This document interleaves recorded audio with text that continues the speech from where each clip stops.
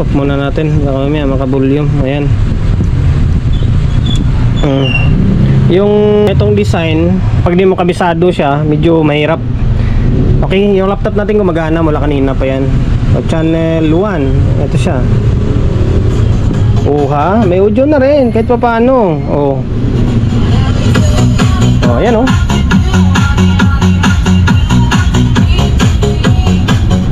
channel 2.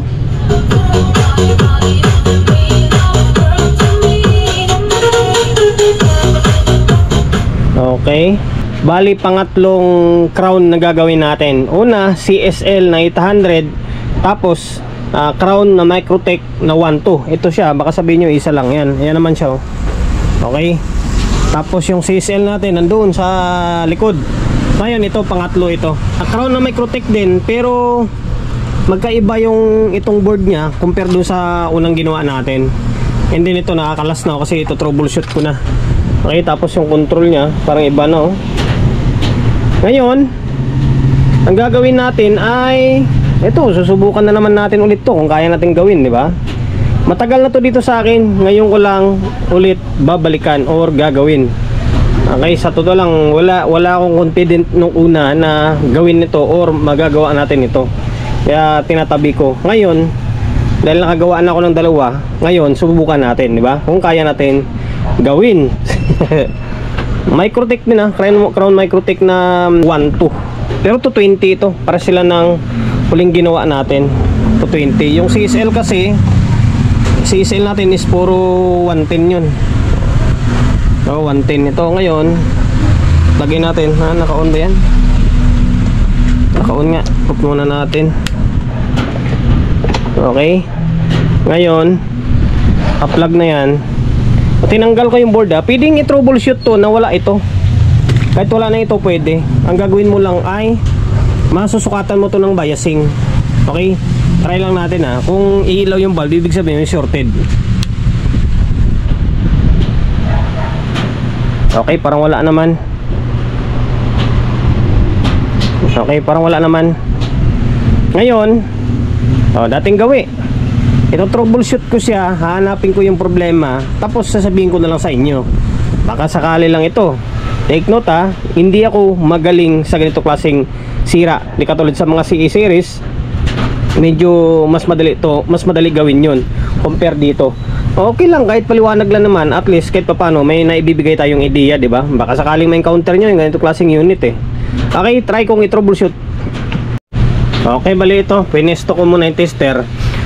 Ang sekreto dito, kapag nakakalas yung board na yan, kailangan wala kang makuwang bias. Kailangan wala kang makuwang reading dito ng mga voltahe sa may base and then emitter nya. Okay, kailangan wala. Kapag meron, ibig sabihin hindi normal yun, maaring sira yung output nya. Ngayon, okay, una natin, may ikot yung fan. Wala dito, nakaraan kasi medyo nakuha ko yung diskarte. Dito kailangan wala. Okay, wala. Kapag may sira yan, voltahe ang lalabas dyan, mataas, halos volts na. Ayan, wala. Ngayon dako tayo sa may kabila. Kahit di na natin latin. Okay, wala din. Dito okay, wala din. Okay, maaring walang problema dito. Ang problema siguro niyan dito sa may pinaka itong drive nya or preamp. Okay, medyo marumi na kasi hanapin natin yung salarin dito kung bakit or ano yung problema. Ngayon ang gagawin natin, pwedeng tanggalin ko muna tong control, tapos erektan natin yung control muna, di ba? Kumbaga hindi natin paganahin muna yung control, erekta lang natin yung signal nya, tapos mag-inject tayo ng supply ng speaker pala, hindi audio input. Okay, ginawa ko ay eto, naglagay muna ako ng control. Alam nyo kung saan galing na naman to. Kinuha muna natin to dito. Kinuha muna natin to dito sa may isa. Okay, kung sakali palitan ko na lang naman yan. Okay, kinuha muna natin dito para malaman lang natin kung may audio siya or wala. Okay, ngayon isang channel muna tayo isang channel. Tapos nagtataka ako bakit may jumper dito. May naka-jump dito na hinang. Sa sensitivity ito eh. Gumagana naman sensitivity nito. Lagyan natin ng patakan natin ng contact cleaner and then may kunting langis. Patakan natin ha. Okay. Tapos ito, yung switch, patakan din natin to. Ayan. Ngayon, tanggalin natin tong, lagay natin sa gitna. Okay, yung gitna kanina eh. Yung gitna natin. Ngayon, tanggalin natin tong, sige. Tanggalin natin tong jumper nito. Kasi gumagana naman yung switch eh. Sensitivity to. Ayan, tanggal ko siya. Inangin natin na maayos. Kasi working tong amplifier eh. Working to dito eh. Ayan, natanggal natin. Ito, yung mga jump na to, yung mga jumper na to, ako na nag-jump nito. Kasi pigtas yung mga linya. Pigtas yung mga linya. Ito lang naman, itong dalawa na to. Ito kasi para sa ground to eh. Tagusto dito. Mamaya ayusin ko yan. Okay, ngayon ginap natin. Tapos ito yung control. Sabi ko, pinalit natin. Ayan. Ayan, nilagyan natin ng control kasi iba yung connection nito. Walang ground. Yung itong paa na to, sabi natin ba, itong sa pinakakaliwa. Yung pinakakaliwa na to, dapat connected to sa ground, common ground. Hindi siya nakakonect. Wala. Kaya hindi mo mapapagana yan. Pwede, pakita ko sa inyo ha. Okay, para may demo tayo ng maayos ha. Okay. Teka lang. Ngayon, itong paa na to, dapat kung sa mga ordinaryong amplifier, automatic itong pin 1 na to, ground to eh. Itong ground, common ground to. Ito common ground. Tagusto dito. Ngayon, testerin natin. Testerin ko siya. Okay, tapos ground. Tingnan nyo, may continuity mababa, pero dapat sasagad yan, dapat shorted yan, di ba? Okay, sabi natin, ito naman yung isa ulit. Kasi itong katawan niya, to, body ground yan eh. Tagus yan dito, body ground, tagus siya, Okay, ayan gumalaw, kita nyo? Ngayon, yung 1, hindi siya connected, hindi connected. Ayan, number 2, hindi connected. Number 3, hindi connected. Ibig sabihin, walang ground yung sa may potentiometer. Ngayon, kapag ipag-short mo lang siya, maaaring hindi siya gagana. Kaya ginawa natin, nilagyan natin. Diba? Nilagyan muna natin. Ito yung full video nito sa YouTube channel natin. Nilagyan muna natin yan. Ngayon, okay, medyo marami kasi siya galawin natin tong switch. Ayan, galawin natin to. Gitna niyan is stereo. Sa may kanang side is parallel. Pag dito sa kaliwa is bridge. Okay, gitna natin naka stereo. Tapos itong side, hindi ko muna siya pinagana. Hindi muna natin siya pinagana. Ito, hindi muna. Dito muna tayo. Kailangan step by step tayo or pa isa-isa lang tayo. 'Di ba? Okay, ngayon nakabit na 'yan. Patayo tayo ng biasing. Tingnan natin kung may bias 'to. Okay, tatanggalin ko pala muna yung speaker para baka mamaya sagabal sa bias niya. Okay. Ngayon, try natin switch on natin 'to. Switch on. Okay. Ayan. Ito hindi gumagana, hindi umilaw kasi nakatanggal dun sa may isang channel. Dito lang muna tayo sa may kanan na side. Okay. Ngayon 2.5.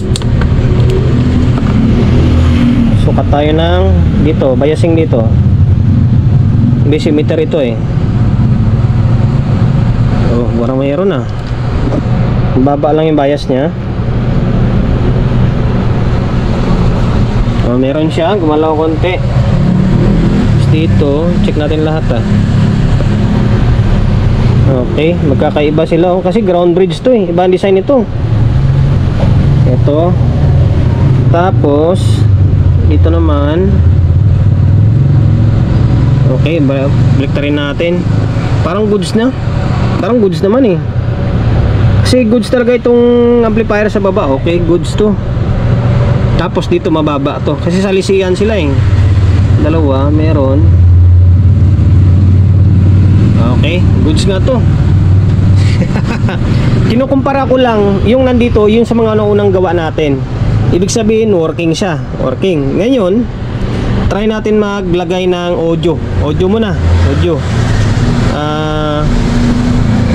Nilagay ako ng speaker and then audio input. Tingnan natin kung ano yung maging labasan. Magkaroon ba siya ng audio dahil naglagay tayo ng control and then tinanggal natin yung jumper. Tingnan lang. Nilagyan ko muna yung isang channel. Yung side na nandito is dito na side yan. Dito rin. Naglagay tayo ng audio input. Laptop natin gumagana. Tingnan natin. Sana magkaroon ng audio. Sa totoo lang guys, yung itong mga unit na to, tatagal na to dito sa akin. Wala lang akong lakas na loob na gawin kasi nga sabi ko baka hindi ko kaya. Ngayon lang na medyo unti-unti nakukuha ko yung diskarte. Okay? Ngayon, volume natin nga. Uha? Oha? Okay, may audio. Nagkaroon ng audio. Oh.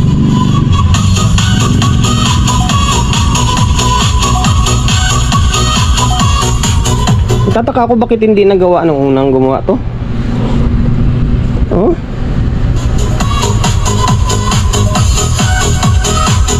Okay, ang linaw talaga ng tunog niya. Napakalinis ng tunog.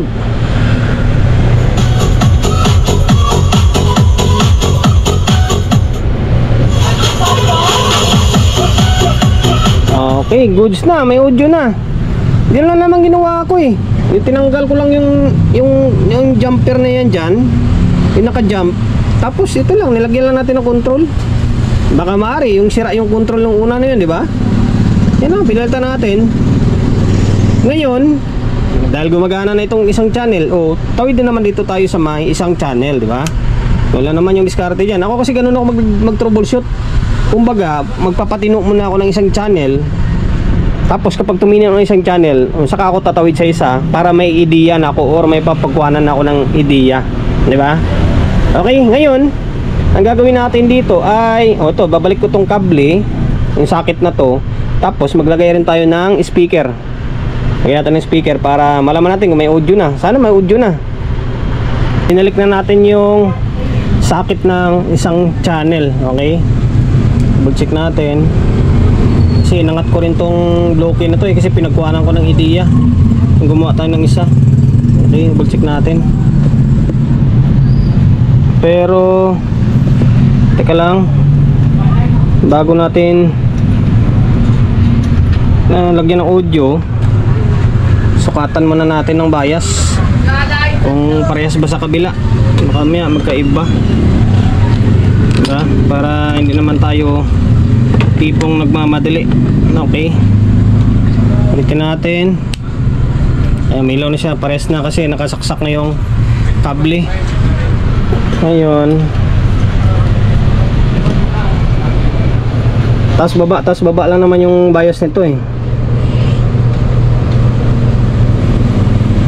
Baliktad. Okay, pasensya na. Ito, goods to, mababa, mataas to eh. Design nito is ground bridge. Ito mataas, tapos ito mababa. Salitan yan eh, ayan, mababa. Tapos ito mataas ulit to. Ayan. Kaya kabisado ko na to eh. Ground bridge. Okay, ito reverse to. Kailan baliktarin ulit. Baliktarin natin. Ito ganun din, taas baba rin to. Ito mataas. Ngayon kasunod niyan mababa. Okay, tapos taas. Okay na. Pares lang sa may kabila. Ngayon lagay tayo ng audio. Sana may audio siya. Off muna natin. Baka may maka-volume. Ayan. Yung ganitong design, pag di mo kabisado siya, medyo mahirap. Okay, yung laptop natin gumagana mula kanina pa yan. Channel 1, ito siya. Ha, may audio na rin kahit pa paano. Oh. Oh, ayan oh.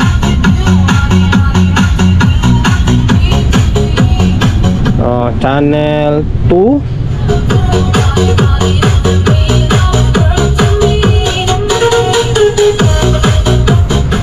Okay.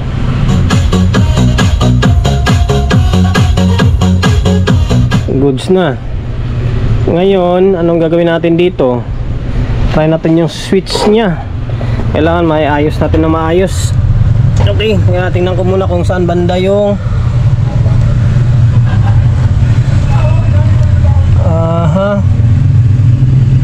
parallel. Yung parallel is dito sa may left side. Ito, lagay natin. Okay, wag na natin i-bridge. Ito.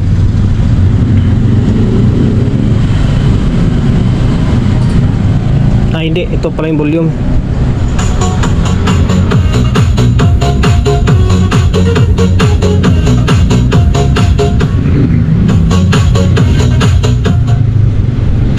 Dalawa ba ito gumagana? Kasi ito yung channel 1 eh. Pag binaligtad mo channel 1, bunutin nga natin to. Alam ko yung channel 2 hindi rin gagana tong volume nito eh. Okay? Okay, dalawa. Ibig sabihin yung parallel nito, isang control, dalawang channel pa rin naman gagana. Okay? Yan o. Dalawa tumutulog. Ngayon, working na. Next move na lang ang gagawin natin dito ay siyempre linisan natin to. Tingnan nyo naman no. Although hindi na natin totaling maaayos yan, malilinis kasi yung parang kumapit na yung puti-puti, makakuskusin lang natin ng konti okay? And then balik natin para matapos yung video natin. Ay balik ko na yung board natin. Kulang na lang dito ay ito sa likod to pala. Ito na pati yung fan nalinisan ko no. Wala tayong magawa dyan. Ganun, kulay na niya yan eh. Okay, ngayon balik tayo natin tapos tingnan natin kung anong pwedeng gawin dito. Okay, bali ito yung likod nya. And then napansin ko pala yung etong Microtech na to na 1 to against dito sa isa, magkaiba sila ng halos magkaiba sila ng design. Ito kasi yung output na yung drive dito is malalaki. Ito malalaki oh. Yung dun sa may previous vlog natin, maliliit yung drive nya. Yung ito, ka-design siya ng CSL. Ayan oh, yung CSL na yan, halos magka-design sila na malalaki yung ginamit na drive. Okay, minsan muna natin to. Ayan. Ito yung fan nya. Okay, kahit pa paano di tayo pinahirapan. Yun lang ginawa natin. Pinalitan na lang yung control na yun. Tapos binunot lang natin yung naka-short na ano tawag yun sa may parang sensitivity yun eh.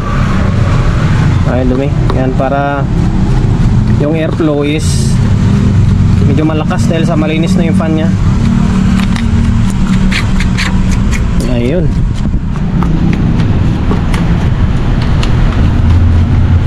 Ito ganda pa ng kapasitor nito. Yung isa na yun pinalitan natin eh. Ito rig pa nyo, crown to. Yung isa kasi yung ito sumuka kasi ito eh. Sumuka oh. Ito stock pa nyo, may logo pa ng crown oh. Okay, ngayon nakakabit pa rin na speaker to. Salangan natin, dito na yung input niya sa likod, pati yung control niya dito na yan. Tapos okay, ayan, off natin yung volume. Ngayon okay, bin natin ulit wah, naka-volume agad ano yun? Okay, yung isa pala ayan,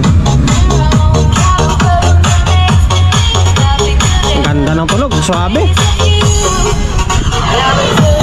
napakasuabe na tunog.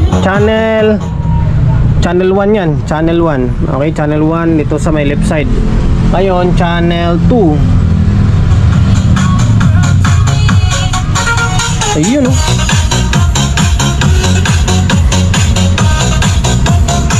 Angas. Ang angas parts nya. Ayan, ito yung likod nya. Pagong to 4751, same lang CSL, and then itong model is isa lang sila ng output, 4751 and then 6492 na 4 pairs. Ang kinibahan lang pala ng 1, 2 again sa may 800, ito naka 6 pairs. Tapos yung sa may 800 parang naka 4 pairs lang yata yun. Okay, mas marami siyang output. Ayun, working na. Hanggang dito na lang. Ang tagal na nakatingga to.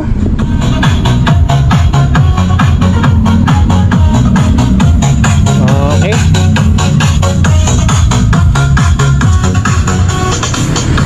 Kahit pa paano, nakatatlo tayong kasunod na puro Microtech. Crown pa rin yung susunod natin dito. Bago tayo bumalik sa may Yamaha.